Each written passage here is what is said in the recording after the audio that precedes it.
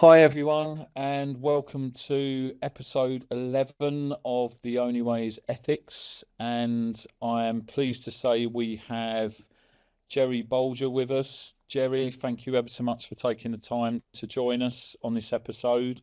Um, Lots of people in the audience will know the format now and how this runs, that are subscribed to the podcast. So I'll hand over to you, and it'd be really good to get a bit about your background into as a clinician and your journey into digital health, and maybe a bit about that, also that journey into clinical risk management as well, if you could, for us. Sure. Well, thank you very much for inviting me, Dean. And Aye, I've been doing this a while like yourself, and I think a lot of your listeners probably won't know is, but you and I trained in the same organization, but not we at the did. same time. We did, didn't we? No, we Um, did. at, Yeah, at a, absolutely. at a at a kind of meal once, we were reminiscing, weren't we, of people we both knew. Definitely. So yeah, a bit about me. Well, like you, I'm a nurse. Been around a while. I've actually got over 33, 4 years, I think now in on the register, on the NMC register. Um, I've worked, as you know, in acute care most of my career. Then transitioned into health authority. That was more of a necessity rather than a desire. Um, Less said about that, the better. And from that, then I did some work directly for the chief nursing officer when Lord Darcy was in, and that was, I think, the last Labour government. So we are talking quite a while, aren't we? Um, the digital bit, I was always fascinated with digital from a very young age, and thinking about prepping this, I remember I'm Irish. If people can't tell from my accent, and I grew up thinking on the buses, wouldn't it be great if they had the the name of where the bus was going to the next village was lit up with the number so you could see it. I mean, now that's standard, and I was thinking that when I was 12. So I'm thinking, what, 1978? People good at maths can work out how old I am. But the reality is, I've always been fascinated how digital, and I'm digital stroke tech, but digital can help us. And I'm not a geek. I know we've got lots of clinical people who like to get into the programming. I'm not into that. I'm more of a transformational type person, a change type person of how can this do it better. But like every new thing we introduce, there is a kind of positive and there's always a risk, isn't there? And I think I probably transitioned into this by accident rather than design, like I think most of us do. Well, my first background in digital was when I was very active in the Royal College of Nursing. A lot of people who are RCM members will know that. I was on council. I was the council lead for e-health, and I was involved in that easily 20 plus years ago. So my interest has always been there, but the direct relationship to what I'm doing today and the relationship on what we're talking about probably happened about 15 years ago when I was a CNIO of types. And CNIOs didn't really exist then. We were kind of, Yeah. I don't know what we were. I can't remember. I was the clinical lead for digital or the EPR, we were all sorts. But effectively, I was with the CNIO, who he was just doing it. And my first introduction to kind of safety was Die, die. certain individuals who listen to this will know what I'm talking about is getting an 800 line hazard log and thinking, what the hell is this?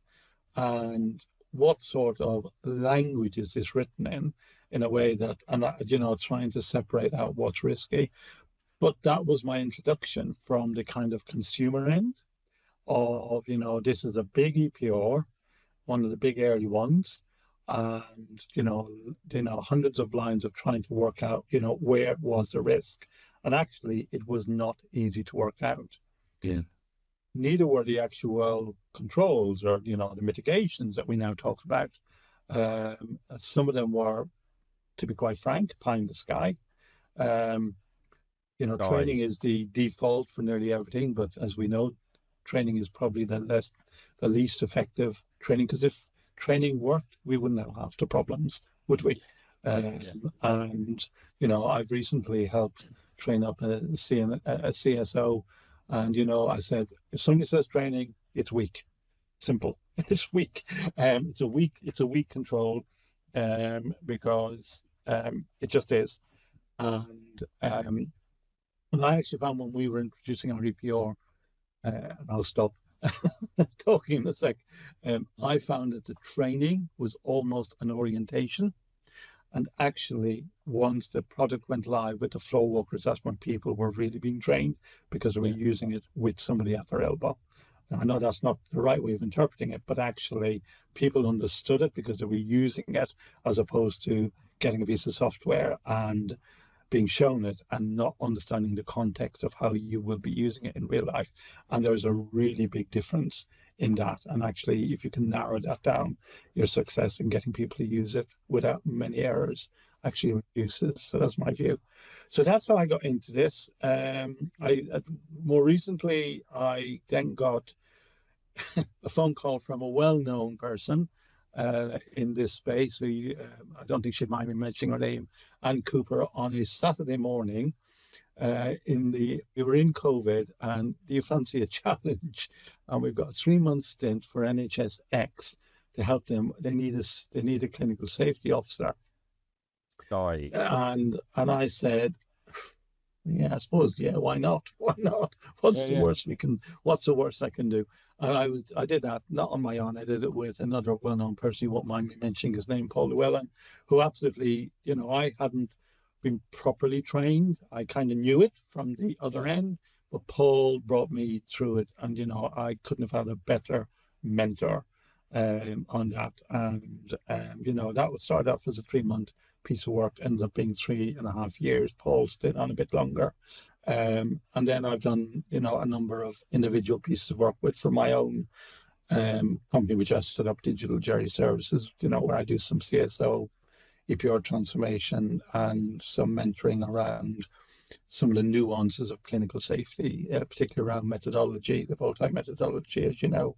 But, that's how I got into it, and that's kind of what I do. Right. Thank you Right. for that, Gerry. And it's a really interesting listening to you saying about your journey in the roads into that. And so I want to pick up on some of the points you mentioned um, as well. So I mean, yeah, pretty similar to myself. I was lead for a number of work streams for an EPR deployment within Barkinghaven and Redbridge, and that was where I cut my teeth in digital health, and I think it was one of those we all knew. For me, a bit different. You say you're sitting on a bus talking about sort of like how you could improve sort of like the whole user experience, isn't it? In that respect. Whereas I was exposed to sort of, I suppose me being exposed to technology and digital was through gaming and that type of that my road into that.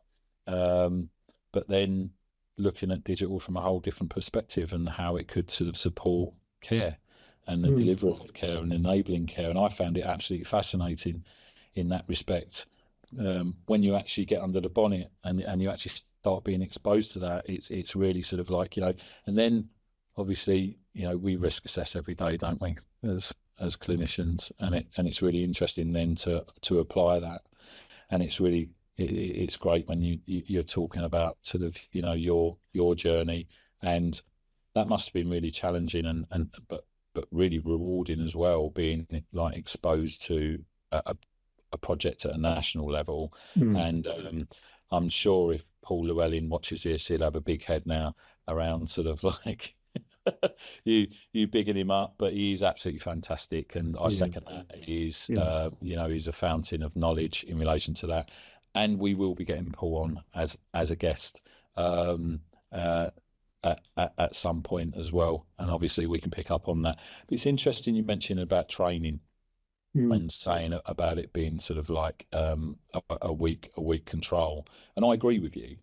And I think the reason it's a weak control is because 9 times out of 10, what you see in safety documentation and within hazard logs is people using it to they're too generic in their description of training. What they don't do, they don't relate it back to the hazard, and they don't relate it back to the effect and to the causes as well. I think if we're more specific in around how you're describing the training and what the training's trying to achieve in relation to the hazard, I think it becomes stronger. However, you're absolutely right. It's weak in respect to because I think there is an expectation that everyone should be trained anyway. But as you said, it's the quality of the training. And as me and you know, and I've mentioned this before, we train CSOs, and within that training is that the problem you've got an EPR project in that pre-go live state, and you start training people, say 4 or 5 months before go live. Those people at the start of that journey, when you get to go live, Gone. they've gone. Yeah. Gone. So Yeah. what do you do in those situations? Yeah, and it's quite I interesting. mean, just on that training thing, I think, yeah, I mean, I'm a fan of the bow tie methodology and Yeah, yeah, NHS yeah. England, NHS England. Good. I actually, and we can talk about this later, I think we need, you know, there's a method, there's loads of methodologies out there and they're all good. But Mm. the thing is, if we're going to use them, let's train them properly. And I think that's one of our weaknesses. We talk about there's a methodology, but we actually, do people understand it? My view is they don't. But the bow tie methodology, when it talks about training, training is actually not a control, actually, Yes. because you're training. Well, it is a control, but it's a mechanism. And actually, what you want is you want them to have the competency. So we should be talking Totally. about the competency, the training to get people to the competency, and that's what should be pulled out on hazard logs. And it's something we should be doing more is I want people to be competent in documenting in a flow sheet. I want people to be competent in documenting in a form. I want people to be competent in, whatever. We should be calling out each of these things and they become then the various parts of your controls because they are measurable, where actually training is too vague. You're absolutely right. And, I come, Jerry, I come from sort of that quality management system sort of Yeah. background as well. And I'm, I think it's banging the same drum around sort of, when we look at sort of competency as well, people always stigmatize it with training. People say, oh, competency, yeah, it's all about training. It's like, no, it's not. You Knowledge, skills, experience, training. There are many factors around a competent person. yeah. You can have someone that's been doing something for years with no training and are a lot more competent than someone that comes in fresh, straight out of university, does all these wonderful courses, and then thinks they're competent in Yeah. relation to that. So we've got, haven't we? We've got different levels of competency in relation to that. Can I Um, just put on the record? I did say yeah. that I did start doing the work, or I hadn't been trained. I am officially trained as a CSO, just so people are aware. And I Right. believe I've got the competencies. Oh, totally. I think Don't get me hands. going about competencies and And CSOs. no, absolutely. And no, I mean it's something we can come on to like sort of like a bit later because there is some work doing, and I know we will mention sort of like some of the supporting organisations in relation to that. But what I'd like to do now, both of us, you've set the scene. You've been in this game for the same amount of time as I have, and probably longer. And um, we're a bit long in the tooth in relation to sort of digital health and a lot of the sort of the politics that surround it. And we've got these two standards, DCB 0129 and 160. And I know it's not just about those, because Mm. now it's enveloped by DTAC and we've got medical device regulation. We've got lots of other sort of supporting regulations as well. But an announcement was made last week around the review of DCB 0129 and 160. It's been a long time coming, as we know.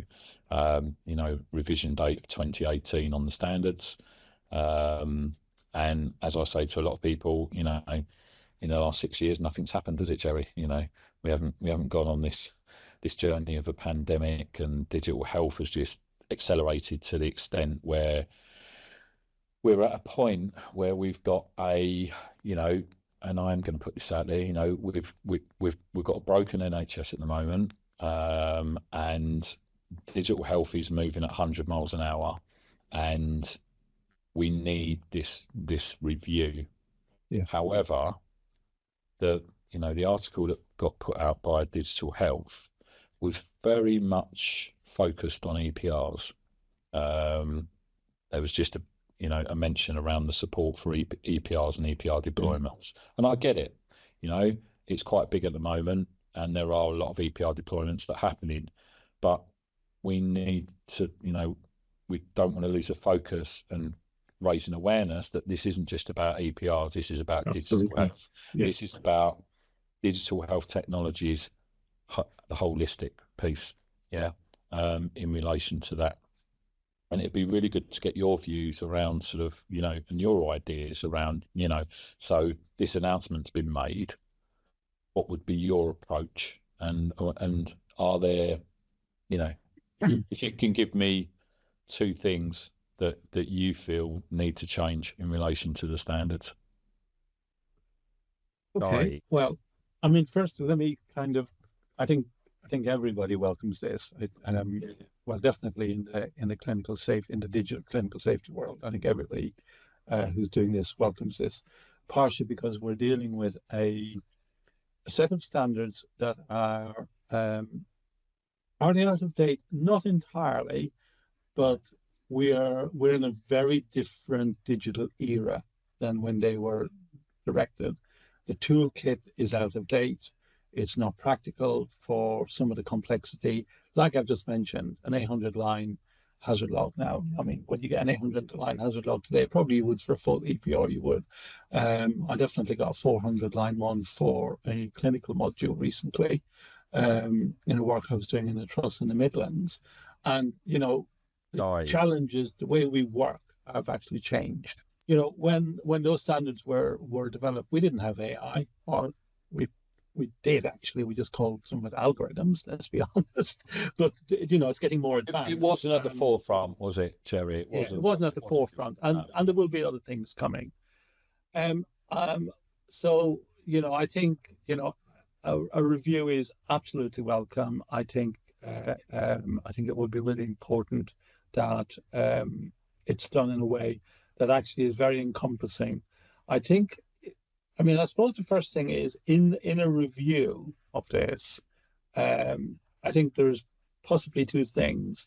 One is, and this is kind of my first thing, is the review needs to be not just from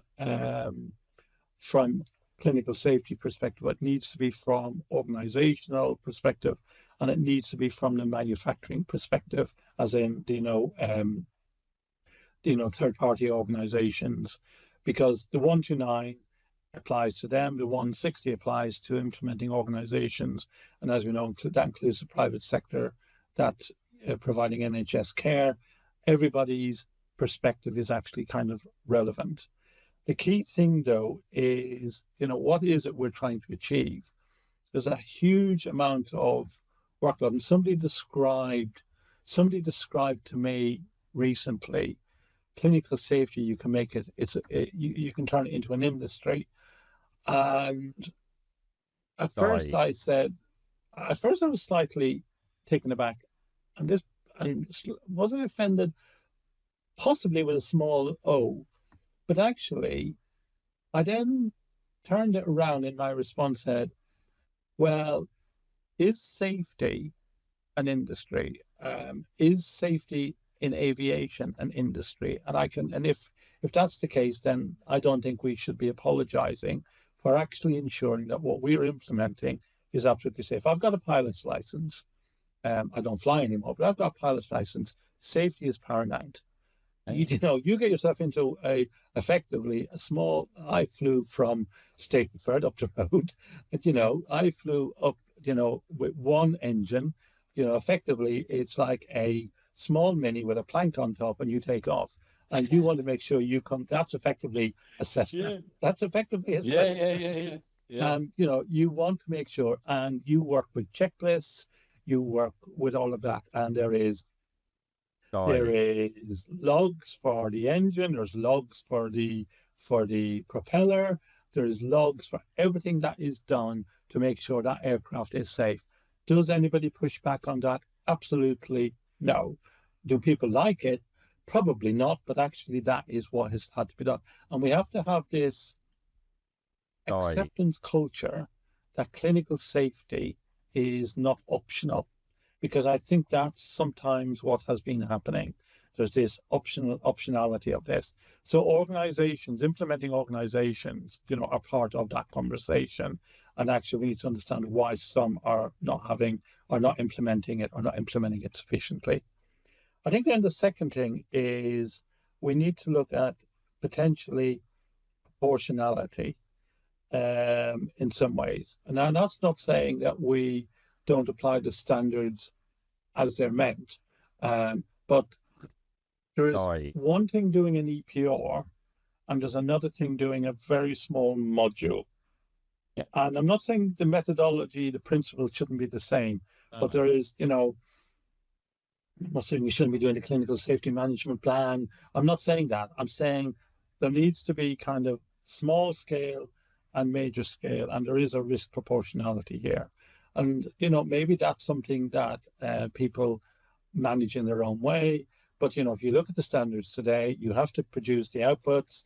They all have to be done to the same standard and process. And yeah, a small thing will have less hazards, but you still have if you can get a safety case lower than 15 pages, you will be lucky. That said, I have received a DCB 129 recently, a 15 page with 7 pages of a hazard log, which we know should not be in a clinical safety case. But, so there is a misunderstanding across the whole arena on, what clinical safety really is about. And, it's probably a good time for NHS England, who are the custodians of the standards, to kind of re-emphasize that value. So bringing it all together. That's Right. really interesting because I think I can add to that as well. I completely agree with you in relation to proportionality, and there needs to be a level of understanding in relation to the expectation. Like you said, an EPR is a completely different beast to a mobile app.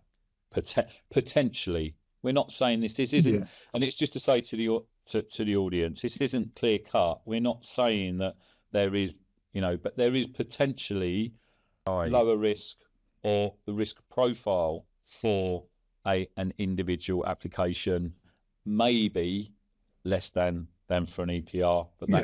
that's not in all cases. And coming back to your point around picking up on the flying, so we had Clive Flashman in episode 5, and if you take the statistics and I'll apply it to your flying sort of analogy. So the statistics for patient safety, so 11,000 incidents a year, and growing and increasing. And as we discussed, myself and Clive, if you then add in digital health in with that, it goes up exponentially. However, that's approximated because dare I say, our instant reporting mechanisms in that space need to be looked at as well, in relation to that, at a national level. But if you take the 11,000 figures, then that's Right. about 5 or 6 planes worth of people a week dying. So if you turned on a question for everybody out there to sort of pose, if you turn the news on every day Right. and saw that a plane was falling out of the sky, every single day, would you get in an aeroplane Yeah. and fly it? Yeah. And would that, we know that wouldn't happen, because as soon as the first few aeroplanes went down, all aeroplanes would be grounded, and that process would kick in, because me and you know that processes in that industry are so robust that that would all kick in. However, if you then put that into sort of like the context of digital health, where are we at in that space?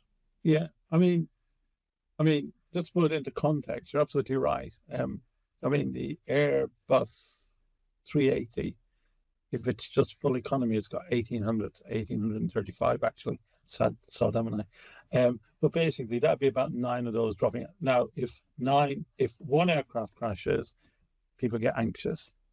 If 2 aircraft of the same fleet crash, people get really worried. And if there's more than, instead of us, that's 9, 3, they're basically brought down. That's it. Yeah. Absolutely it. And there's your long haul flights sorted. Interesting.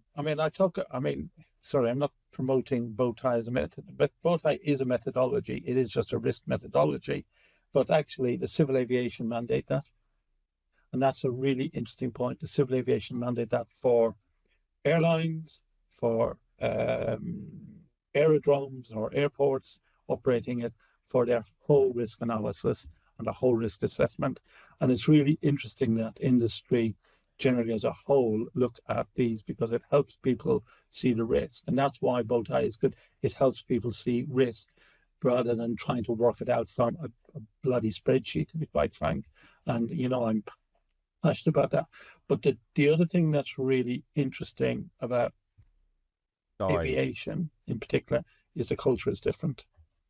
And it's interesting you're talking about culture, and we'll come on to that now. We've seen some roads nationally which have been really positive in that, clinical safety from NHS England. I know there's been lots of shuffling around. We don't have NHS Digital anymore. And that team have been sort of, swallowed. I say swallowed up. They've been sort of like integrated into the bigger picture.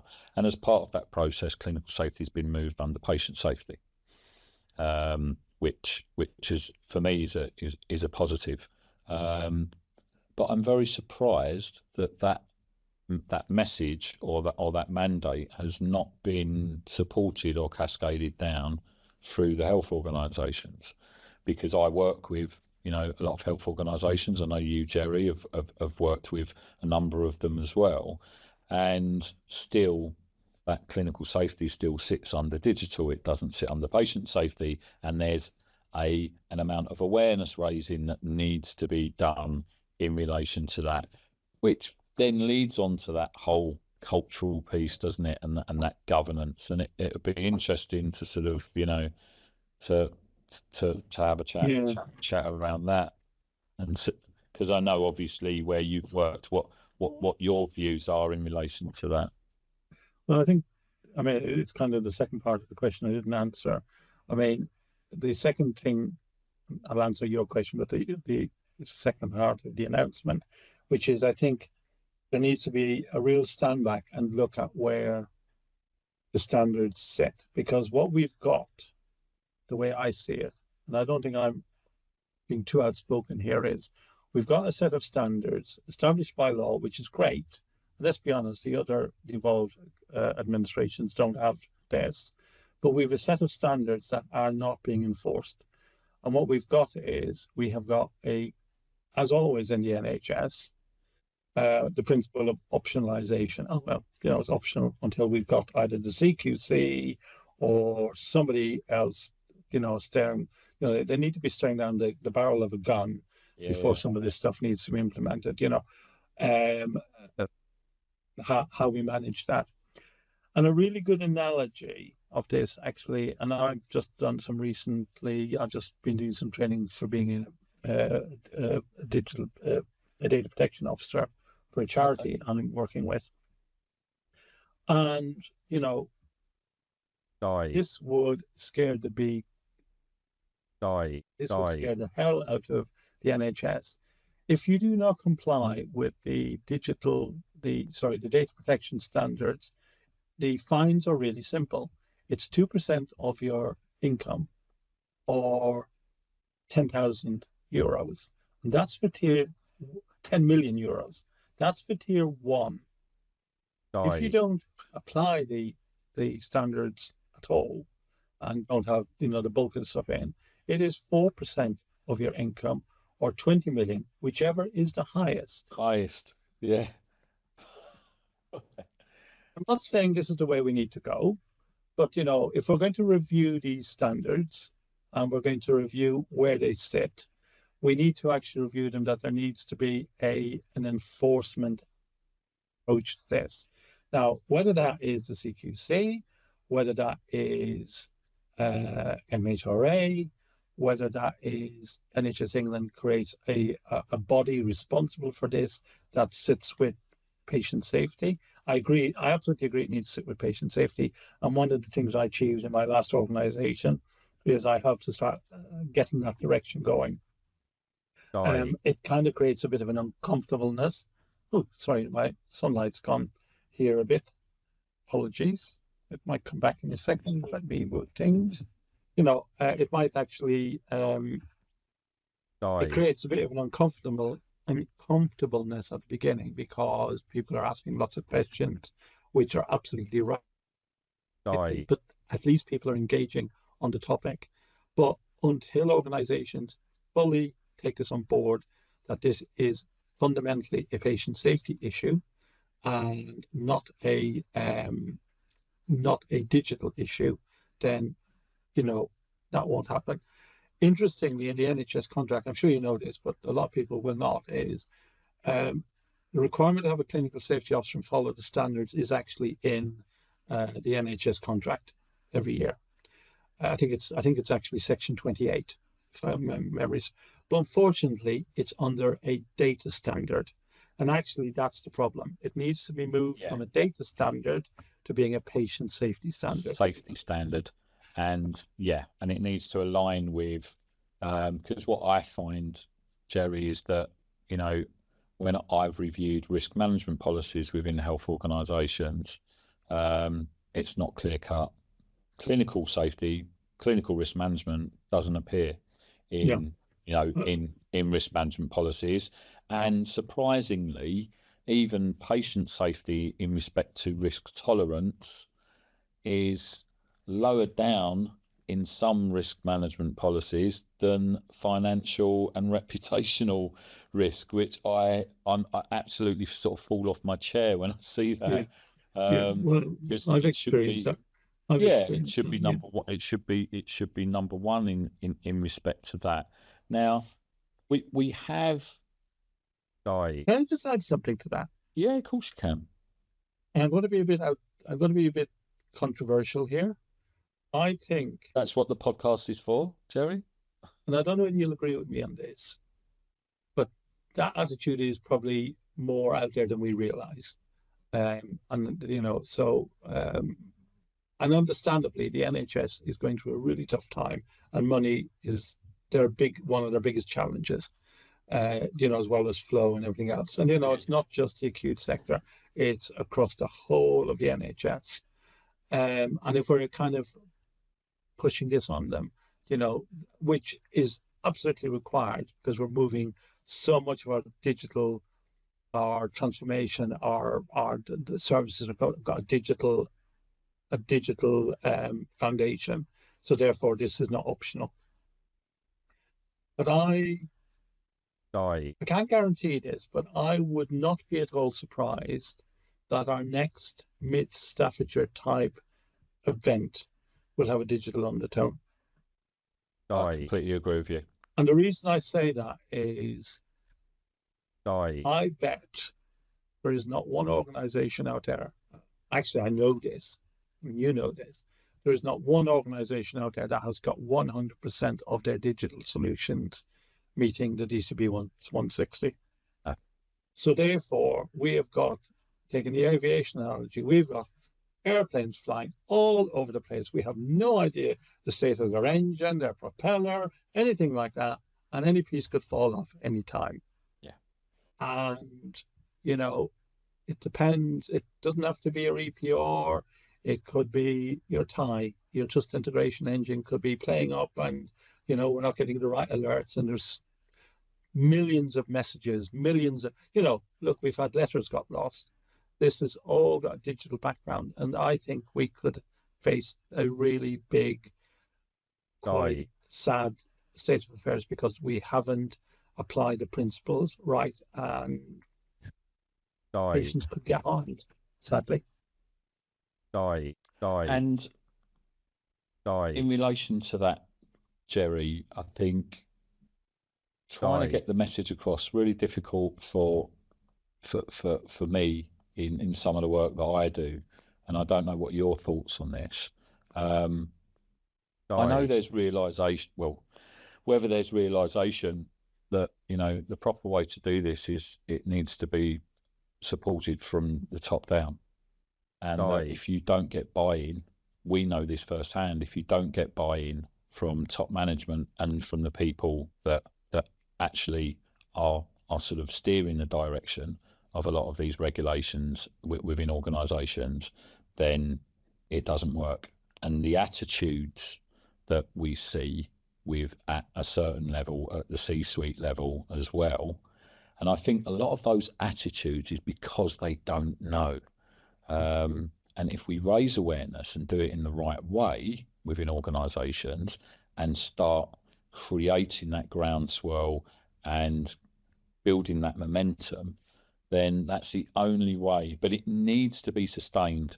This is the problem. Lots of these initiatives, they come in, people have a great idea, and they say, right, we need to raise awareness for clinical risk management or for clinical safety around the standards. And then it lasts a couple of months, and then it peters off. It has to be sustained. The only way we can do that is by having full-time clinical safety officers, having a digital clinical safety team within health organisations that sit under patient safety. It is mandated, like you say, but the problem is the majority of health organisations have about 200 systems on average, 250 systems within digital health systems within their, and we say easily within their organisation, and there is an expectation that they will all be DCB 0160 compliant in that. The next question is, how do we get to that point? And it is a tough one, and we know that again firsthand because it's a big ask. But there are different levels, and this is where I think it's really important when you mentioned previously about proportionality, Gerry. And there are some great sort of supporting documents around retrospective, clinical risk management assurance, quality assurance, etc., stuff like that. And there's ways you can do it without having to crank the handle and do the full piece. But the awareness isn't there. Lots of this stuff. I know that NHS England produced a lot of documentation, and lots of it gets archived when it still stands the test of time. This is my annoyance, and I know the reason some of it is archived because the resource isn't there anymore to maintain it. Yeah. But that doesn't mean you hide it away. It's like shoving it in a cupboard, isn't it? And locking the door and saying we don't need that anymore. And it's a real shame. Common user interface guidance, the retrospective clinical safety assurance documentation, which I've uplifted and have given to a lot of health organisations that use it. But there's a lot of initiatives out there, and I think this brings in that and I do want to chat just about the Faculty of Clinical Informatics, and reason being off of what I've just said, it's that support. There are sort of there is a community of subject matter experts out there. There is a community of clinical informaticians, and I know you were part of that FCI journey, and now that's moved into BCS, and we're trying to continue and bang that drum. And can I mention we've got the inaugural BCS Health and Care conference on Thursday as well, which really looking forward to try and sort of um, to get that message across and trying to sort of hone in on the community. Where do you see these organisations and these communities and like sort of fitting in with this whole we've spoken about culture, we've spoken about governance, we've spoken about the standards, etc. I think it's really important that they're embraced as part of this. Well, I mean, let's go back to what the FCI was there for and what it was trying to achieve, which was, it became a expert organization for all clinicians in health informatics in the whole sphere of that, of which clinical safety and clinical risk management is kind of one area. They had, as you know, they had loads of groups, and most of those are delightfully have transitioned over to BCS. So, what does BCS, being the Institute of IT, which I would hope it would change, but it is the Institute of Information Technology and Informatics, and having this new faculty within the BCS, has been brilliant transition, and with an infrastructure that will support it, and that was the intention of the faculty. I was very close to it. I supported it in both an administrative way and supported council. And therefore that transition means, it has been the phoenix rising from the ashes. So what would the kind of clinical safety group within that be? And I think they are an expert group, a group of experts, both, in doing, in leading, in kind of supporting what the digital clinical safety looks like and where it should be going, because these are the people who are living this in every day. They're the people who are having to deal with some of the kind of questions, this changing, the changing nature of digital solutions. These are the people who are having to assess this. And, as part of the overarching big picture of what's going on in the kind of review and space, I see the BCS Clinical Safety Group being a really important partner in that journey, in being key to kind of be influencing, key to being consulted, key to actually taking the voice of clinical safety officers into account, and actually coming up ideally with position papers is probably kind of a little bit too formal, but definitely coming up with positions on certain things, which are relevant. We're kind of, I mentioned about AI earlier. Marcella, at Chelsea and Westbridge has done some amazing work, on a framework, and I know you've done some work on this. But what we've not got is kind of one. I'm not saying they're not wrong, they're right. No, absolutely. What I'm saying is, in some ways, the actual community is ahead of the system. And actually the system needs to do a bit of catch up, because I'd definitely be coming to you and looking at Marcella's work if I was doing an AI assessment tomorrow, because it's not my forte. But like everybody, you kind of have to deal with it. And I think the BCS is there to be, there to help, and I wish it well. And sadly, I won't be at Thursday's inaugural launch. I wish I could have been there. I couldn't be this time, but hopefully next year I'll be able to get to its next conference for sure. I second you on that, Gerry. It's really interesting because it's in its infancy, isn't it? That transition has happened. And as a lot of people know in the audience, I sit on the leadership committee for Clinical Safety Special Interest Group, and we're trying to establish that committee and the Special Interest Group with the support of BCS, which has been absolutely amazing, been absolutely fantastic. And like you said, it's like a phoenix out of the flames, Yeah. where there is no comparison in sort of like, you know, the support we're now being given, which is absolutely fantastic in relation to that.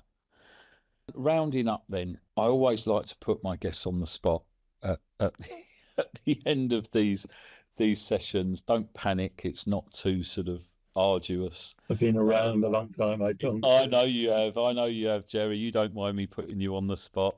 I know that. I know that. So we've you know we've spoken about sort of, you know, that announcement, the review. Yeah. Just summing up, we've spoken around sort of culture, the whole governance, and we've used we have lots of analogies. It's great. With Leah with a mini disc analogy when she came on, and aeroplanes keep coming up. We've had cars as well on here. It'd be great to see what the next ones are. But we've taken all of that into mind, and with your experience in digital health, if there's one takeaway that you could, or one message that you could give to the audience, what would that be, Gerry? That is a put me on the spot one, isn't it? What's the one message? I suppose the one message I will say is what makes or breaks anything actually in the NHS, not just clinical risk management and digital clinical safety, is actually the culture of organizations. And I recently stumbled on a really interesting paper which says that you actually can measure organizational culture around safe cultural analysis. And I think we need to start doing more and more of that to start understanding where not the resistances, but where our challenges might be, so that we get our organizations ready. You know, we talk about readiness for digital. We're talking about getting, you know, doing what people don't want to do. We've talked about top-down approach, and some of that, you know, that will be welcomed by many, resisted by others. So, you know, the key thing I would say is understand your culture, if at all possibility, because if the culture, which is saying one thing but doing another, is so difficult, then you have got a more of an uphill struggle. There is no doubt about it. Totally. That can be overcome, and that can be overcome with the right people. It doesn't necessarily the people within the organization. It may be people outside the organization, like the yous, the me's, the others out there, who can come in and have that conversation with leadership team and say, you know, you do realize that, you know, we don't have people. I'll go back to the DPIAs. DPIAs are no longer pushed back anymore. They're done. They're done. DPIAs. So why have we got the same about clinical safety? Why have we got the same? And that is back to, unfortunately, there is a stick. And until there is a stick nationally or other, but actually there shouldn't need to be another, because healthcare is about delivering safe healthcare, and either we're delivering safe healthcare or we're not.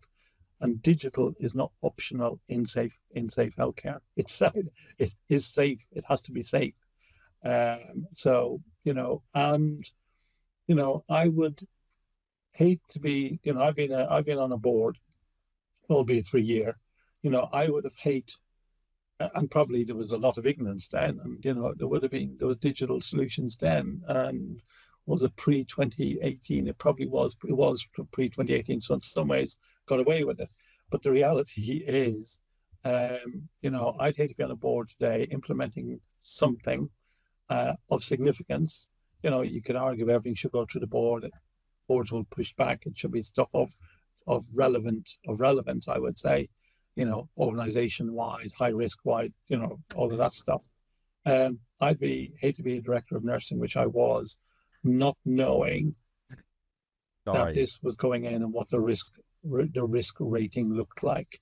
Absolutely. You know, until clinical safety case reports are going to board levels as standard for major implementations, or there's a high risk profile, then boards just are not seeing the true level of this.